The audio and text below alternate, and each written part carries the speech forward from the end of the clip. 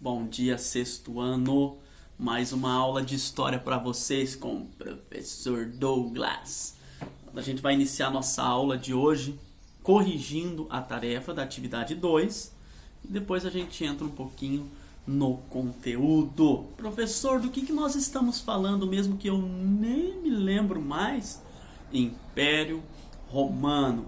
Tá? Nós estamos falando do Império Romano. Então, atividade 2, que está na página 181, e vamos corrigir ali. Tem um textinho ali, ó. Leia o trecho do artigo a seguir, escrito pelo especialista em ciência política Celso Laffer, e depois responda as questões. Presta atenção. A oposição monarquia-república remonta aos romanos, que depois da exclusão dos reis substituíram o governo de um só pelo governo de um corpo coletivo. Lembra aqueles cargos ali que nós vimos?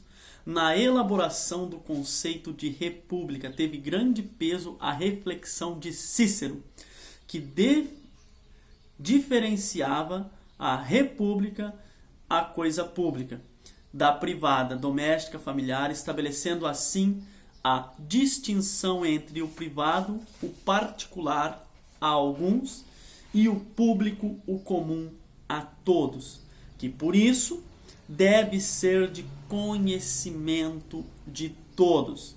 Para Cícero, o público diz respeito ao bem do povo, que não é uma multidão dispersa de seres humanos, mas sim, numa república, um grupo numeroso de pessoas associadas pela adesão a um mesmo direito e voltadas para o bem comum.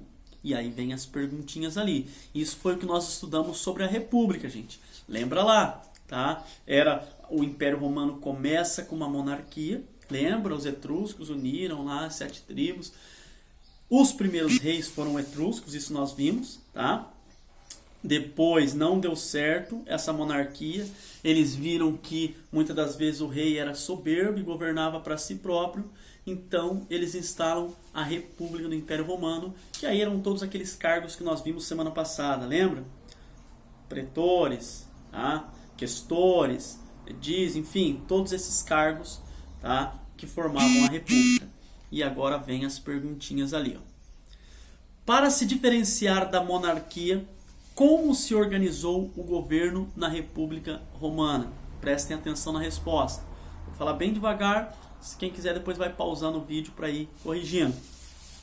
Substituíram o governo de um só, a monarquia, pelo governo de vários, atribuindo funções ao Senado e aos magistrados, tá?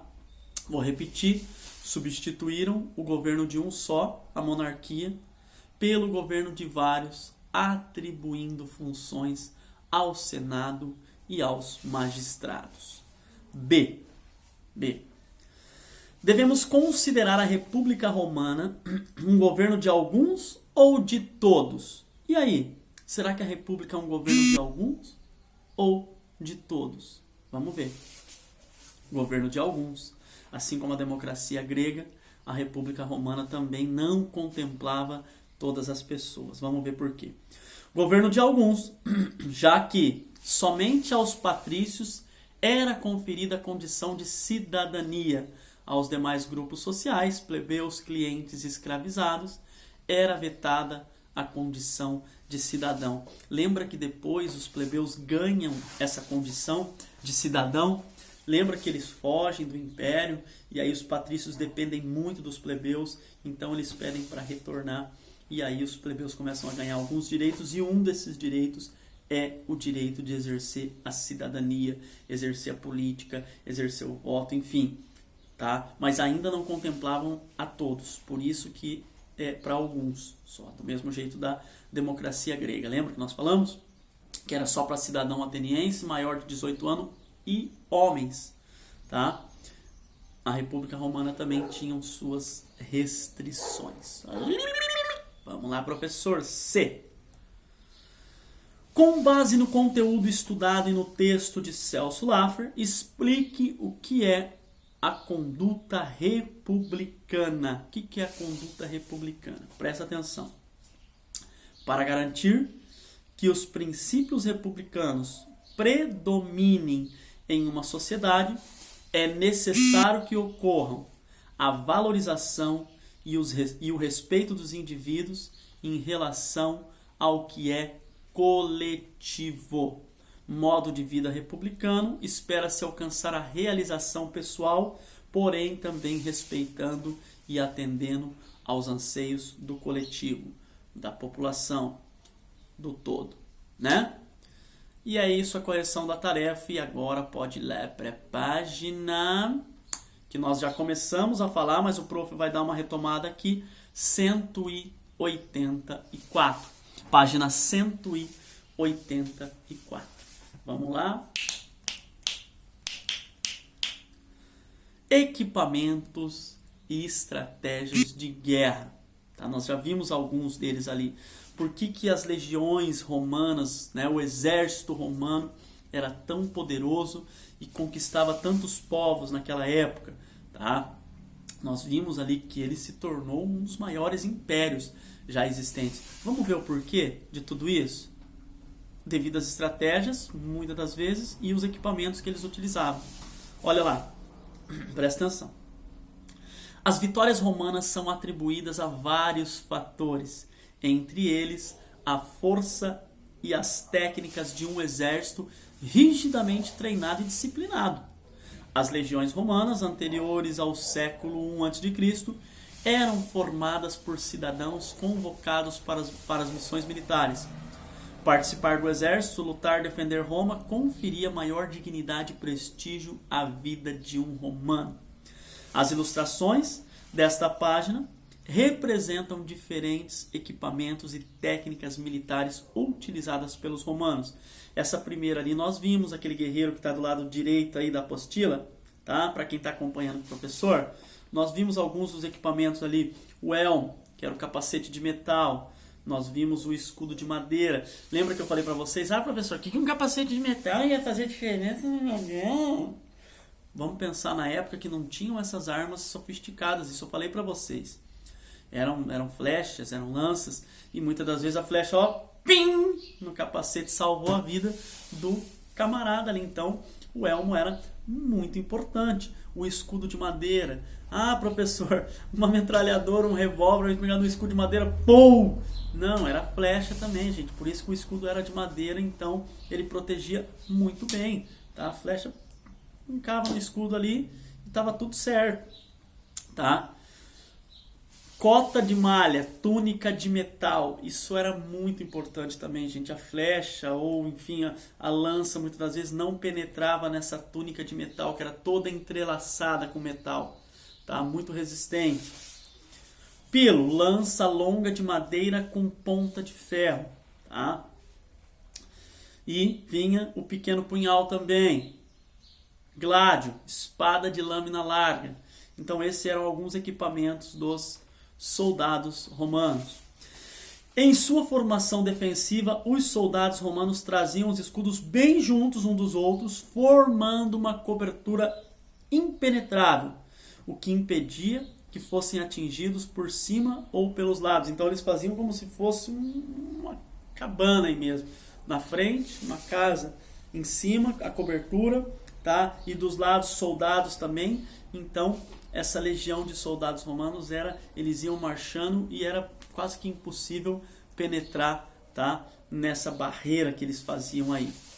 Fora de perigo, as tropas avançavam e baixavam sua guarda, porém, com possibilidade de se reagrupar para se proteger de ataques. Eles eram muito treinados para isso, muito rápidos. Eles se dispersavam para lutar, mas se fosse preciso, eles se reagrupavam bem rapidinho, tá?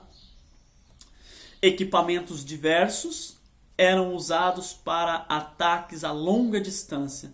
Alguns navios contavam com o corvo, uma espécie de ponte que era projetada em direção à embarcação inimiga, permitindo que os soldados romanos invadissem o barco do adversário. Olha que legal. Isso vocês já devem ter visto em algum filme, alguma coisa, tá? O barco parando do lado e já uma ponte indo e os soldados descendo a ponte ali, já chega pulando em faca, soco, tiro, espada, fica pim, pim, aquela coisa toda, bem emocionante, né, gente? Ah, professor, guerra não é legal, não é mesmo, gente. Mas nos filmes fica emocionante, tá? Aí tem algumas aqui, ó. Tem, ó, a catapulta, que lançava pedras propulsada por contrapeso e elástico, tá? Provavelmente vocês já viram aquela catapulta ali. Normalmente eles lançavam pedras e muitas das vezes, tá? Pedras até com bolas de fogo ali. Vocês já devem ter visto nos filmes. Mais pra frente, né, gente? Que é, pô, imagina uma bola de fogo, uma pedra daquele tamanho vindo. Meu Jesus. E a balista, arco de grande alcance. Olha o tamanho do arco ali, gente. Então, muitas das vezes eles utilizavam, ao invés de flecha, eles utilizavam lanças nas balistas, tá? E lógico que o poder de destruição era bem maior. Uma lança é bem maior do que uma flecha. Faz um estrago bem maior. Então eram equipamentos, armas e vestimentas utilizadas pelos guerreiros romanos nessa época. Tá, gente? Aí ali nós vimos a atividade 3 também, tá? Que eu já vou corrigir com vocês bem rapidinho. Atividade 3. Observe o mapa abaixo e depois responda as questões, só para a gente finalizar aqui, tá? Que fatores motivaram a expansão territorial romana? Os fatores foram estratégia de defesa para evitar que atacassem seu território, tá? Isso foi uma das coisas. Ocupar pontos estratégicos do Mediterrâneo. Lembra que eles queriam o comércio era baseado no Mediterrâneo, então eles queriam dominar todas as margens do Mediterrâneo. Conquistar regiões fornecedoras de produtos do seu interesse e dominar áreas de importância e reconhecimento. B. Como se deu a conquista dessas regiões? As conquistas se deram pelo confronto militar. Roma desenvolveu um exército treinado e disciplinado com equipamentos e estratégias muito bem elaboradas, coisa que nós vimos ali um pouco antes, tá? Naquela outra página ali, tá? Todo aquele equipamento, toda aquela estratégia que eles tinham, então eles começam a conquistar esses outros territórios ao redor ali de Roma. Qual seria a importância para Roma de conquistar a região em torno do Mediterrâneo? Isso eu já falei para vocês, tá? Era a região mais importante da época, porque era a principal rota comercial da época. Então, quem dominasse o Mediterrâneo também dominava o comércio da época. Então, olha como que fica a resposta. Presta atenção. Em torno do mar Mediterrâneo, desenvolveram-se importantes sociedades da época. Ao dominar as áreas costeiras, Roma buscava ampliar suas margens de defesa e controlar as regiões de destaque no comércio. Ok, meus lindos? Consequências e conquistas nós já falamos, tá? Ou melhor, consequências e conquistas, para quem não teve live ainda, nós iremos abordar na live, tá? Que é para a turma da tarde. Para a turma da manhã, nós já falamos na live da manhã. Certo, pessoal? Aquele beijo no coração de vocês. O prof tá morrendo de saudades. E eu amo vocês. Fui!